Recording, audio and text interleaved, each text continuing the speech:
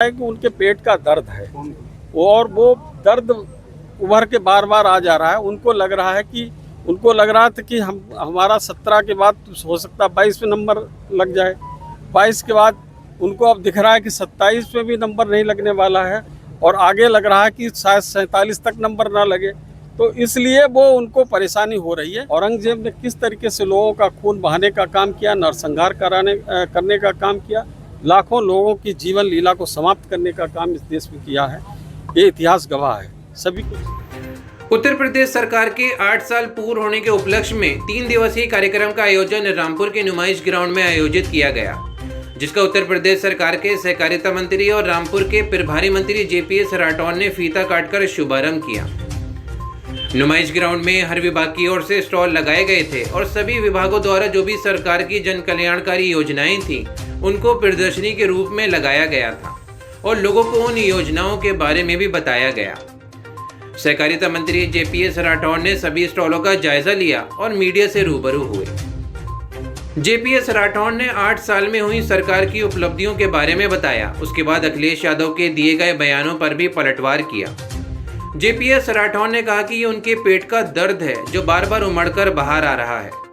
उनको लग रहा था 17 के बाद 22 में आएंगे, लेकिन 22 में भी नंबर नहीं आया और अब 27 में भी नंबर नहीं आने वाला है और अब 47 में भी उनका नंबर नहीं आएगा। दूसरी ओर औरंगजेब की निंदा करते हुए JPS राठौर ने कहा कि औरंगजेब को जो भी लोग महिमा मंडित करते हैं, मुझे नहीं लगता कि वह सही है। औरंगजेब ने लोगों का खून बहाने का काम किया, नरसंहार करने का काम किया है, लाखों लोगों की जीवन लीला को समाप्त करने का काम इस देश में किया है, जिसका इतिहास गवाह है। ऐसे लोगों की जितनी निंदा की जाए कम है। इन 8 सालों में बदहाल उत्तर प्रदेश को खुशहाल उत्तर प्रदेश में बदलने का काम माननीय मुख्यमंत्री योगी आदित्यनाथ जी के नेतृत्व में उत्तर प्रदेश की सरकार ने किया है। और जो राज्य कभी बीमारू राज्य के रूप में जाना जाता था, उस राज्य को विकसित राज्य की ओर ले जाने का काम हमारी सरकार ने किया है। जहां पर कैपिटा इनकम मात्र 46,000 रुपये थी, आज लगभग 1,24,000 पर कैपिटा इनकम हो गई है। ये बहुत बड़ी उपलब्धि है, दिखाता है कि किस प्रकार से लोगों की आर्थिक स्थिति सुदृढ़ हुई है। अच्छा, आज प्रति व्यक्ति आय पर कैपिटा इनकम, तो इस तरह से हर तरफ खुशहाली है। किसानों के संबंध में आप कहें तो पहले दिन जब पहली कैबिनेट हुई तो हमने निर्णय करके और 36,000 करोड़ का ऋण लोगों का माफ़ किसानों का करने का काम किया, लघु व सीमांत किसानों का। साथ ही साथ इस प्रकार की योजनाएं लागू की जिससे कानून व्यवस्था अच्छी हुई है और लोगों को तरक्की करने के अवसर मिले हैं। और हमारी सरकार ने लगातार लोगों को वैसे अवसर दिए हैं, अगर कोई उसमें बाधा बना है, चाहे वो किसी ने किसी तरीके से कानून व्यवस्था के द्वारा, तो उसको ठीक करने का काम किया गया है, या व्यवस्था में किसी प्रकार से भ्रष्टाचार के द्वारा, तो उसको भी जो बाधक बन रहा था व्यक्ति की विकास में, उसको दूर करने का काम हमारी सरकार ने निरंतर किया है। इसके कारण पूरे प्रदेश में आज खुशहाली आई है और प्रदेश प्रगति पथ पर अग्रसित है। माननीय प्रधानमंत्री जी के नेतृत्व में तमाम ऐसे काम हुए हैं प्रदेश में, और माननीय मुख्यमंत्री जी ने जिस तरीके से योजनाबद्ध तरीके से साल दर साल यहाँ पर काम किए हैं, इंफ्रास्ट्रक्चर को बहुत मजबूत किया है। आप देखें कि किस तरीके से रोड का नेटवर्क हमारे यहाँ अच्छा बना, चाहे एयर कनेक्टिविटी हो, चाहे रोड की कनेक्टिविटी हो, चाहे ट्रेन की कनेक्टिविटी हो, और चाहे अन्य प्रकार से मतलब इंटरनेट की कनेक्टिविटी भी हो।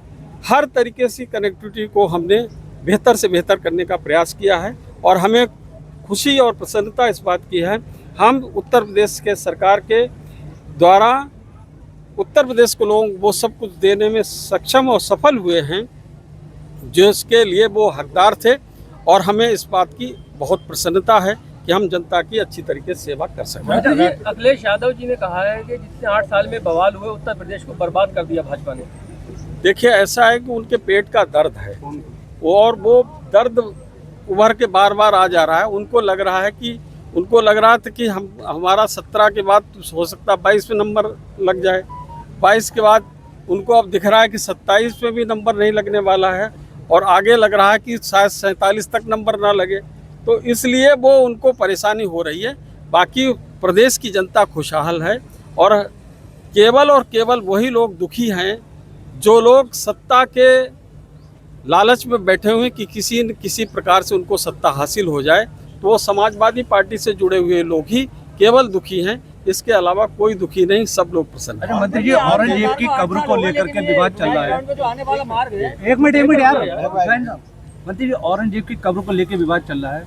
किसान नेता राकेश टिकैत ने भी कहा है कि उसकी कब्र को जो म्यूजियम में रख ले, भाजपा अपने मुख्यालय में रख ले। क्या कहेंगे इस तरह के बयान को लेकर? काफी विवाद चल रहा है इसको लेकर। देखिए, औरंगजेब एक आक्रांता था। औरंगजेब को जो भी महिमा मंडित करते हैं, मुझे किसी तरीके से नहीं लगता कि वो सही है।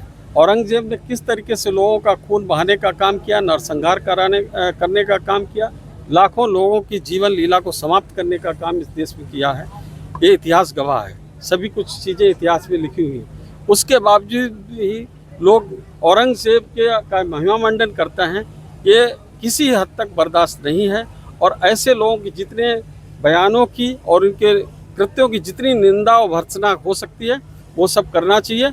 आगे आने वाले समय में जनता इनको जवाब देगी कि किस तरीके से औरंगजेब का साथ देना, उनका महिमा मंडन करना उनको भारी पड़ेगा। अच्छा, संभल में नेजा मेला लगता था, वो नेजा मेला इस बार प्रशासन ने रोक लगा दी है।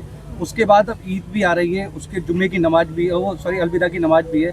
तो ऐसे में प्रशासन कितना वहाँ का अलर्ट है, प्रशासन किस तरह से काम करेगा? देखिए, ईद मनाने से किसी को रोक है नहीं ना, और ना ही नमाज पढ़ने से किसी को रोक है। सभी लोग खुशी पूर्वक ईद मनाएंगे। हम सबको शुभकामनाएं भी देंगे ईद की, और सब लोग नमाज भी पढ़ेंगे किसी तरीके से। लेकिन हाँ, कहीं कोई विवाद होता है कि कोई इस प्रकार से मेला लगता है जो जहाँ पर उस प्रकार से लोगों का नहीं होना चाहिए, उस व्यक्ति का महिमा मंडन हो रहा है, तो निश्चित रूप से जिससे दूसरे लोगों की भावनाएं आहत हो रही हों, तो उस पर हमें सतर्कतापूर्वक काम करने की मंत्री जी, अखिलेश यादव जी ने कहा है भाजपा के आंकड़ों के मुताबिक सबसे ज्यादा साइबर अपराध उत्तर प्रदेश में हुए, महिलाएं और बेटियां असुरक्षित हैं। ये सब आंकड़े हैं भाजपा के।